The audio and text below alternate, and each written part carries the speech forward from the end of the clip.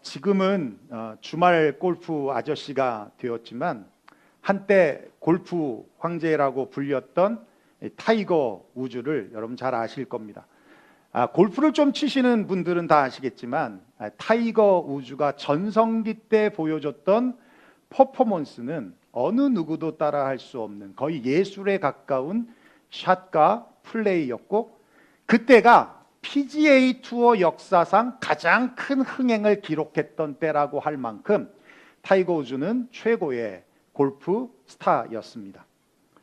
그가 자신의 인생샷으로 뽑는 것 중에 하나가 2005년 메이저 대회인 마스터스 토너먼트에서 1등을 하고 있었거든요. 최종 라운드에 파3 16번 홀, 첫 번째 샷을 했는데 그린을 넘어갔어요. 두 번째 친 어프로치 샷이 그가 정말 최고의 샷 중에 하나라고 뽑은 샷입니다. 여러분 모르실 것 같아서 짧은 영상을 준비했습니다. 함께 보고 설교를 이어가겠습니다.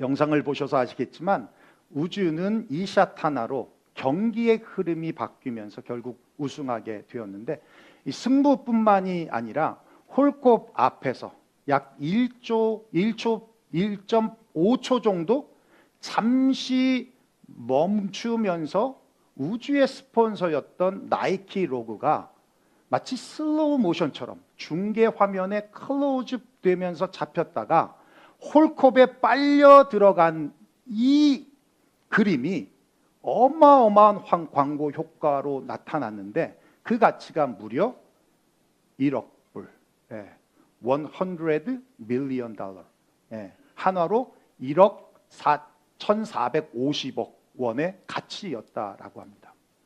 실제로 이 샷 이후에 나이키 주가는 상승했고요, 나이키 브랜드에 대한 인식이 크게 변했는데, 단순히 이 나이키는 스포츠 신발과 의류를 만드는 이미지라고 생각했는데 그걸 넘어서 골프 브랜드로 자리 잡는 아주 결정적인 계기가 되었습니다. 이와 비슷한 사건이 최근에 있었어요. 지난 2026년 밀라노 동계 올림픽에 출전한 네덜란드 국적의 스피드 스케이팅 선수가 금메달을 확정지은 후에 유니폼 지퍼를 내렸거든요. 근데 이게 보통 여러분 보신 분들은 아시지만 스피드 스케이팅의 유니폼은 굉장히 타이트해가지고 이게 꽉 조입니다. 공기 저항을 줄이기 위해서. 그러니까 경기가 끝나면 바로 그냥 내려요. 내립니다. 그러면 저렇게 확 벌어지는 거예요. 굉장히 쪼인다는 얘기죠. 그냥 자연스럽게 내렸던 건데 그 안에 입고 있던 옷에 나이키 로고가 선명하게 나타나면서 1 밀리언, 100만 불의 광고 효과가 나타났다라고 합니다. 여러분, 이 두 사건의 공통점이 있어요. 내 스폰서를 홍보해야지라고 마음 먹고 연출한 장면이 아니라는 겁니다. 그냥 노출됐을 뿐이에요. 저는 전도는 이와 같다라고 생각합니다. 전도는 누군가를 설득해서 굴복시키는 게 아니라 또 화려한 언변으로 홍보 상품을 팔듯 예수님이나 교회를 상품 삼아 파는 것이 아니라 내 삶의 주인 되신 예수 그리스도가 내 일상 속에서 자연스럽게 노출되는 것, 그것이 바로 전도의 시작이라는 것이죠. 한 리서치 기관에서 성도들에게 설교에 관한 설문조사를 했어요. 신앙생활에서 가장 부담스럽게 여기는 설교가 무엇이냐라고 하는 질문이었습니다. 그런데 그 질문에 많은 사람들이 헌금 설교라고 말하지 않고 전도 설교라고 응답을 했다는 거예요. 그런데 참 역설적이게도 어떤 교회가 부흥이 되냐라고 봤더니 전도 설교를 많이 하는 교회가 부흥이 되더라는 겁니다. 참 웃기죠? 예. 그러니까 부담은 돼요. 부담은 되는데 전도설교라는 걸 통해서 계속 깨워야지만 성도들이 영적으로 깨어나서 전도하게 된다는 것이죠. 여러분, 왜 전도설교가 부담이 될까요? 전도설교를 들을 때마다 마음이 무거워지는 이유가 있습니다. 그것은 바로 전도는 내가 해야 하는 것으로 인식하기 때문입니다. 전도를 하려면 말을 잘해야 할 것 같고, 성경을 많이 알아야 될 것 같고, 상대방의 반론을 논리적으로 잘 대응해야 할 것 같고, 그렇게 생각하다 보니까 입이 떨어지지 않습니다. 해야 한다는 것은 알고 있지만 하지 못하는, 그러니까 부담만 갖게 되는, 그것이 전도가 돼버렸다라는 것이죠. 그런데 오늘 우리가 읽은 본문을 보면 우리가 가지는 전도의 편견을 완전히 깨버리는 내용이 담겨져 있어요. 8절밖에 안 되는 짧은 본문에 무려 2번의 전도가 일어나는데, 세례 요한의 전도와 안드레의 전도입니다. 흥미로운 점은 이 2번의 전도 과정 속에 거창한 논리나 강압적인 설득이 없었다라는 거예요. 그들은 그저 자신이 만난 예수 그리스도를 자신의 삶의 자리에서 노출했을 뿐이라는 겁니다. 오늘 본문의 말씀을 통해서 부담스러운 숙제로서의 전도가 아니라 내 안에 계신 주님을 드러내는 기쁨으로서의 전도를 발견하기를 원합니다. 그래서 주님이 찾는 전도자가 되시기를 주님의 이름으로 축원합니다. 예. 첫 번째 전도자 세례 요한입니다. 우리 35절 36절 한번 읽어볼까요? 시작. 또 이튿날 요한이 자기 제자 중 2사람과 함께 섰다가 예수께서 거니심을 보고 말하되 보라 하나님의 어린 양이로다. 예. 세례 요한의 전도는 딱 한 문장이었어요. 보라 하나님의 어린 양이로다. 긴 설명이 없었습니다. 논증이 없었습니다. 설득의 과정이 없었습니다. 그냥 자신이 본 그것을 말했을 뿐입니다. 저분이야. 저분을 봐. 예. 그리고 이 말을 들은 2 제자가 예수님을 따라갔습니다. 사랑하는 성도 여러분, 전도는 내가 본 것을 말하는 거예요. 내가 경험한 예수님을 내 옆에 있는 사람에게 가리켜 보이는 것입니다. LA 나성 순복음교회 전도왕이라는 타이틀을 가지고 계신 김인태 장로님이 계세요. 예수님을 만나기 전에는 사울처럼 교회를 핍박하고 예수 믿는 자를 핍박하는 분이었습니다. 어느 정도였냐면 먼저 믿은 아내의 성경책을 무려 7번이나 찢어버렸어요. 그리고 찢은 그 성경 종이를 말아서 담배를 피웠던 분입니다. 대단하신 분이죠. 예. 그랬던 분이 180도로 변화되는 사건이 있었어요. 하루는 겨울에 혼자 얼음 낚시를 갔어요. 예. 호수로 갔는데 얼음이 얇았던지 호수의 얼음이 깨진 겁니다. 그리고는 물에 빠졌어요. 여러분 아시는 분은 아시겠지만 그러면요 혼자는 못 나옵니다. 예, 얼음이 미끄러워서 어디 잡을 데가 없기 때문에 못 나오는 거예요. 예, 그래서 얼음 낚시가 위험한 건데 더군다나 혼자였지 않습니까? 예, 그래도 살아보겠다고 본능적으로 허우둑댔지만 아무런 소용이 없었어요. 몸은 점점 얼어갔고 에너지는 빠져갔고 죽음의 그림자가 다가오고 있던 바로 그때에 불과 0.1초 눈 깜빡하는 사이에 지금까지 자기가 살아왔던 38년의 인생이 마치 필름처럼 쫙 지나가면서 보이더라는 거예요. 이 경험하신 분들 계시죠?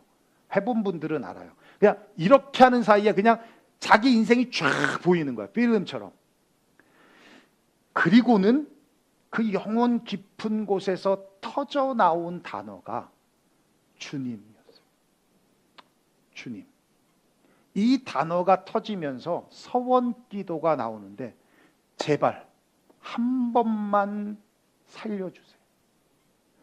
한 번만 살려주시면 그동안 제가 핍박했던 사람들, 저 때문에 교회를 떠난 사람들을 다시 주께로 돌아오게 하겠습니다. 제발 한 번만 살려주세요.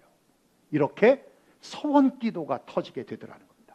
그런데 놀라운 건 그 기도가 마치자마자 마음이 평안해지는 거예요. 그리고 이제 죽는구나. 이제 죽는구나 하면서 이제 손이 스르르 내려가는데, 그때 누군가 뒤에서 두 손으로 자기의 허리춤을 잡아서 밀어내는 느낌이 들더니 발법 물 밖으로 나오게 됐다는 거예요.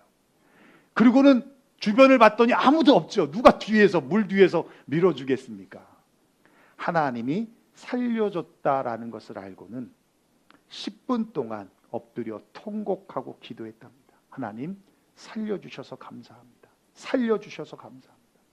이렇게 깊은 은혜를 체험한 이후에 그의 인생은 완전히 180도로 바뀌었어요. 서운한 대로 전도하지 않고는 견딜 수 없는 행복한 전도자가 되어서 무려 11년 동안 전도왕의 타이틀을 놓치지 않았다라고 합니다.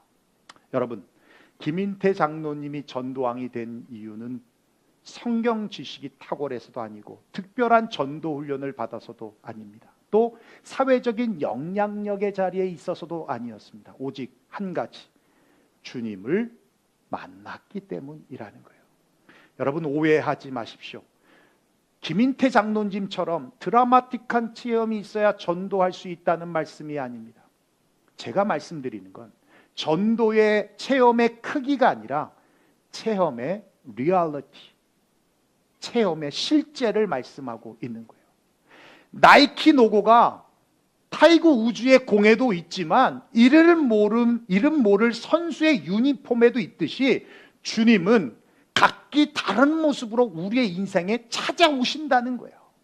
여러분, 어떤 분에게는 물에서 건져주신 강력한 구원자일 수도 있지만 누군가에게는 외로울 때 찾아와서 따뜻한 위로의 주님일 수 있는 것이고요. 포기하고 싶을 때 다시 일어설 용기로서 주님이 오실 수도 있고요. 나를 평생 지켜주시고 평안하게 해주신 그 사실로 인해 만났던 주님일 수 있다라는 겁니다. 내가 만난, 내가 체험한, 내가 경험한 예수님을 삶에서 노출시키면 되는 것이라는 거예요. 그렇습니다. 전도는 성경적 지식으로 하는 것이 아닙니다. 특별한 전도 훈련을 받은 사람만이 하는 것도 아닙니다. 그러한 잘못된 믿음 때문에 전도가 부담스럽고 두렵기까지 한 것입니다. 이런 잘못된 편견을 깨버려야 합니다. 여러분이 주님을 만났다면 그 주님이 나의 구원자 되심을 조금 더 꺼리낌 없이 고백하실 수만 있다면, 그렇다면 그것만으로도 충분합니다. 여러분 믿습니까? 예. 두 번째 전도자 안드레입니다. 우리 41절 한번 읽어볼까요? 시작. 그가 먼저 자기의 형제 시몬을 찾아 말하되 우리가 메시아를 만났다 하고, 메시아는 번역하면 그리스도라. 예.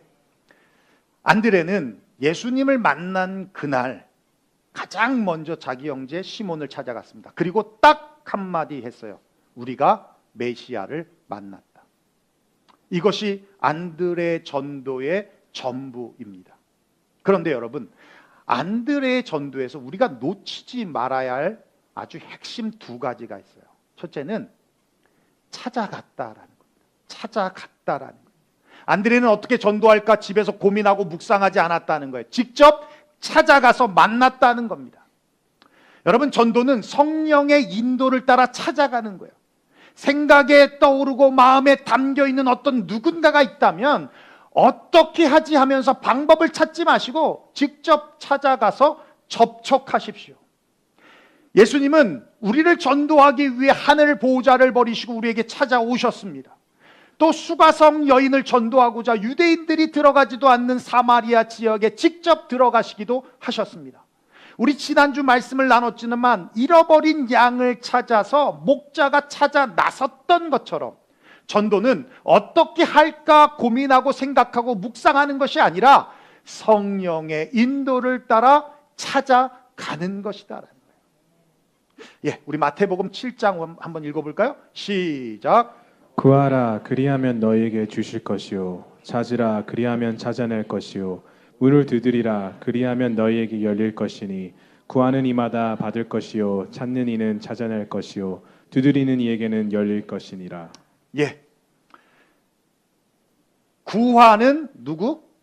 구하는 이마다, 구하는 이마다 받을 거고 찾는 이가 찾아내고 두드리는 이에게는 열릴 것이다. 여러분 믿습니까? 근데 왜 전도가 안 돼요? 구하지 않거든요. 찾지 않거든요. 두드리지 않거든요. 그러니까 전도 설교를 많이 하는 교회가 왜 부흥돼요? 왜요? 귀찮게 하거든요. 여러분, 우리가 구하지 않고 찾지 않고 두드리지 않는 것은 자극이 없기 때문입니다. 그리고 목표가 없기 때문입니다. 지금이야 비실비실 되지만 코카콜라가 세계 최고의 기업이 되었을 때 로버트 우드로프 회장이 전 직원에게 자극과 목표를 준 이야기가 있습니다. 그가 이렇게 말해요. 내 혈관에 흐르는 것은 피가 아니라 코카콜라다. 전 세계 모든 사람들 손에 코카콜라 병이 들려지는 것이 나의 목표다. 심지어는 2차 세계대전 당시에 군인이 있는 곳이라면 어디든지 단돈 5센트의 코카콜라를 마실 수 있게 하라는 불가능해 보이는 목표를 세우고 전 세계에 코카콜라를 보급했습니다. 여러분, 설탕물 한 병을 파는 기업도 전 세계 모든 사람의 손이라는 목표를 가지고 목숨을 거는데, 하물며 영원한 생명의 복음을 가진 우리가 영원 구원에 대한 목표가 없다면 어찌 하나님이 기뻐하시겠습니까? 내 혈관에 흐르는 것은 그리스도의 보혈이라고 고백하면서 구하고 찾고 두드려야 합니다. 언제까지? 구할 때까지, 찾을 때까지, 그리고 열릴 때까지. 여러분 믿습니까? 네. 두 번째는요, 이 안드레 전도의 핵심 두 번째는 데리고 왔다라는 거예요. 데리고 왔다. 여러분, 찾아가는 것도 중요하지만 데리고 오는 것까지가 전도라는 거예요. 우리가 여기서 주목해야 될 것이 있습니다. 시몬 베드로를 게바로 변화시킨 것은 안드레가 아니라 예수님이었다는 거예요. 이것이 핵심입니다. 전도의 결과는 예수님이 만드시는 거예요. 우리는 그냥 데리고 오면 된다는 거예요. 설득할 필요도 없고 굴복시킬 필요도 없습니다. 데리고 온 그 사람을 변화시키는 것은 예수님이 하시는 일이라는 거예요. 그래서 전도는 부담이 아닙니다. 우리는 그저 안드레처럼 찾아가서 내가 메시아를 만났다 말하면서 손을 내밀어 데려오면 나머지는 예수님이 하신다라는 거예요. 안드레는요, 성경에서 그렇게 화려하게 등장하는 인물이 아닙니다. 베드로의 동생으로 소개되고 오병이어의 사건에 한 번 등장하고 요한복음 12장에 또 한 번 등장하는 정도가 끝입니다. 설교 한 편 남기지 않았고요, 기적 하나 행하지도 않았습니다. 그러나 안드레는 역사를 바꾼 한 가지 일을 했습니다. 베드로를 예수님께로 데려온 거예요. 훗날 베드로는 오순절 설교를 통해서, 그 한 편의 설교를 통해서 3,000명을 회심시킵니다. 그리고 초대교회의 반석이 되고 지금도 초대교황으로 세상에 영향력 있는 사람이 되었습니다. 그 베드로를 데리고 온 사람이 바로 안드레였다라는 거예요. 사랑하는 유영교회 성도 여러분, 우리는 결과를 알 수 없습니다. 내가 전도한 그 한 사람이 어떤 사람이 될지 우리는 모릅니다. 그러나 하나님은 아십니다. 우리가 데려온 그 한 사람을 통해서 하나님께서 수천 명의 영혼을 살리실 수도 있다라는 것입니다. 그러므로 한 영혼에 대한 전도는 결코 작은 일이 아니다. 작은 일이 아니다. 아시는 분도 있겠지만 미국의 전설적인 자동차 판매 왕 조 지라드라는 분이 있습니다. 입지전적인 분이신데요. 그는 1966년부터 1977년까지 무려 12년 동안을 자동차 판매왕으로 기네스북에 기록되어 있는 전설적인 인물입니다. 가난한 집안에서 태어났어요. 아버지는 주정뱅이였습니다. 그래서 아들을 항상 때렸던 거예요. 그것에 못 이겨 고등학교를 중퇴하고 가출을 합니다. 그리고 가졌던 첫 번째 직업이 구두닦기였어요. 구두닦기. 그 후 35살이 되기까지 무려 40 40여 가지의 직업을 전전합니다. 그러다가 자동차 세일즈에 뛰어들었는데 15년 동안 무려 1,301대를 판매하는 전설적인 대기록을 세웁니다. 이런 기록을 세우려면 하루 평균 6대씩 팔아야 되는 경이적인 기록이에요. 어마어마한 겁니다. 근데 그를 유명하게 만든 이론이 있어요. 250명의 법칙이라고 하는데 어느 날 결혼식장에 갔더니 모인 사람의 숫자가 250명이더라는 거예요. 그리고 장례식장을 또 갔는데 거기도 250명 정도가 모이더라는 겁니다. 왜 그럴까? 이 고민하기 시작했어요. 그리고 그가 내린 결론은 아무리 평범한 사람이라도 250명 정도의 인간관계를 가지고 살아가고 있다는 걸 생각하게 됐습니다. 그리고 그걸 세일즈에 적용을 했는데 한 사람의 고객에게 확실한 신뢰를 얻으면 250명의 잠정 고객이 생긴다는 의미로 받아들였어요. 반대로 생각하면 한 사람에게 신뢰를 잃으면 250명을 잃는다고 생각이 들었다는 겁니다. 그때부터 그는 한 사람의 고객을 250명을 대하듯 했어요. 대부분의 세일즈맨들이 일단 판매하고 나면 사후 관리를 하지 않잖아요. 그런데 그 사람 뒤에 250명이 있다라고 생각을 하니까 당연히 사후 관리를 훨씬 중요하게 여기게 되더라는 겁니다. 그래서 그분한테 차를 산 분들은 나중에 또 그분에게 차를 사더라는 거예요. 네. 여러분, 한 명이 250명 이상의 포텐이 있다라는 마음으로 우리가 전도를 한다면 그 한 사람에게 더 간절해지지 않겠습니까? 더 소망이 생기지 않겠습니까? 더 기대가 되지 않겠습니까? 그 믿음을 가지고 여러분이 만나고 경험한 예수님을 전해 보십시오. 전도는 찾아가는 것입니다. 그리고 데리고 오는 것입니다. 그렇다면 여러분 누구를 찾아가서 누구를 데리고 오시겠습니까? 41절에 말씀이 나와 있어요. 다시 한번 읽어볼까요? 시작. 그가 먼저 자기의 형제 시몬을 찾아 말하되 우리가 메시아를 만났다 하고, 메시아는 번역하면 그리스도라. 네. 안드레는 먼저 priority, 먼저 누구를 찾아갔냐면 자기 형제 베드로를 찾아갔어요. 우리 마태복음 10장 5절 6절 한번 읽어볼까요? 시작. 이방인의 길로도 가지 말고 사마리아인 고을에도 들어가지 말고 오히려 이스라엘 집에 잃어버린 양에게로 가라. 예. 오히려 잃어버린 집에, 이스라엘 집에 잃어버린 양에게로 가라.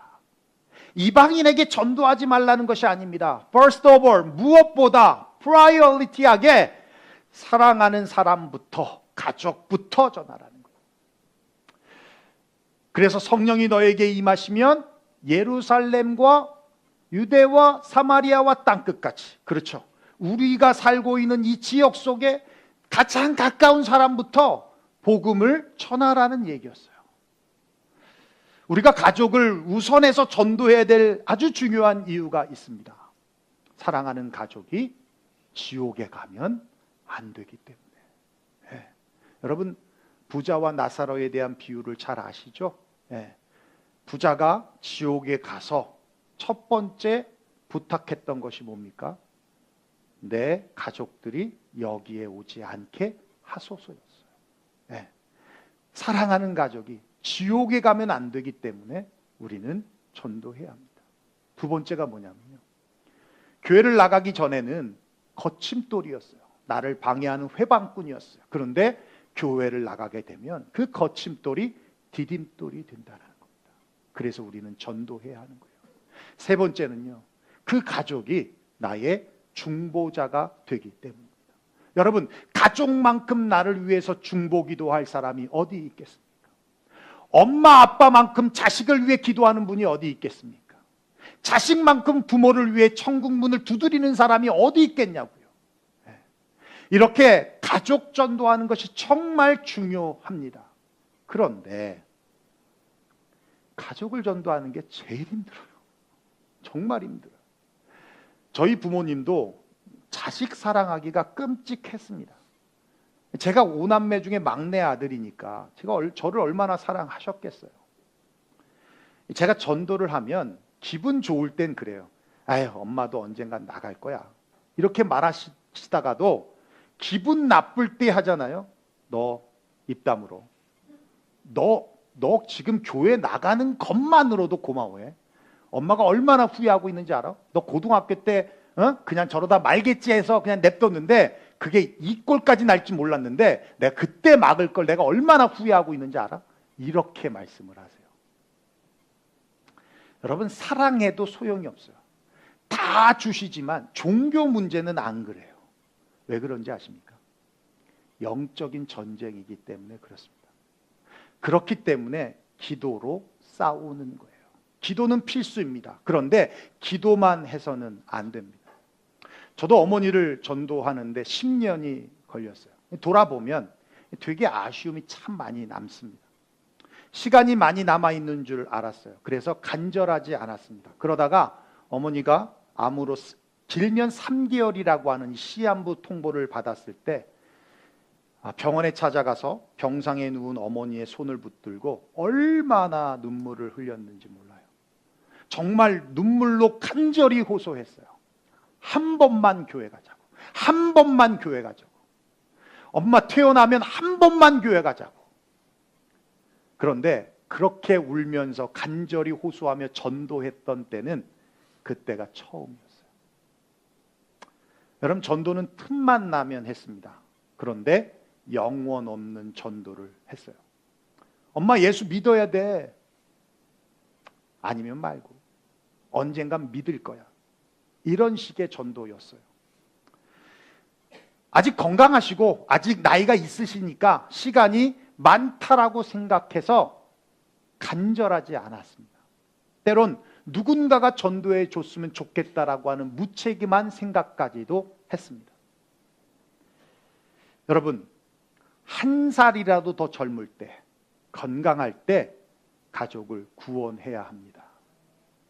그래야 하루라도 더 복을 받을 수 있고 한 번이라도 더 자식을 위해서, 가족을 위해서, 자녀를 위해서 기도할 수 있어요. 여러분, 행동하십시오. 간절함으로 어떤 식으로든 표현해 보십시오. 물질 공세로도 좋고 눈물의 호소도 좋고 힘으로도 좋습니다.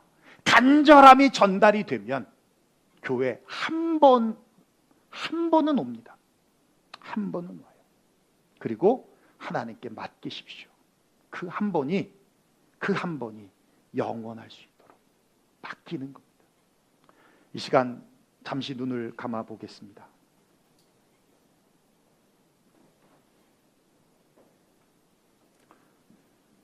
그리고 내가 전도할 사람이 누구인지 혹시 여러분 마음속에 떠오르는 분이 있으십니까? 말씀을 들으면서 혹시 여러분 마음속에 떠오르고 생각 속에 떠오르는 그 누군가가 있으십니까? 그 사람이 바로 우리의 안드레이고 우리의 베드로입니다.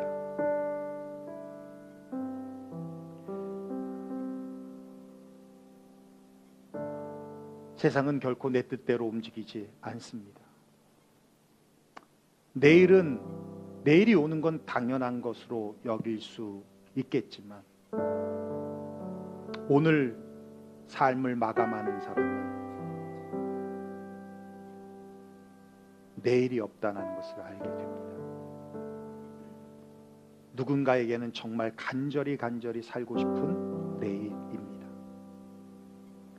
하나님이 허락해 주셔야 내일을 우린 살아가는 것입니다.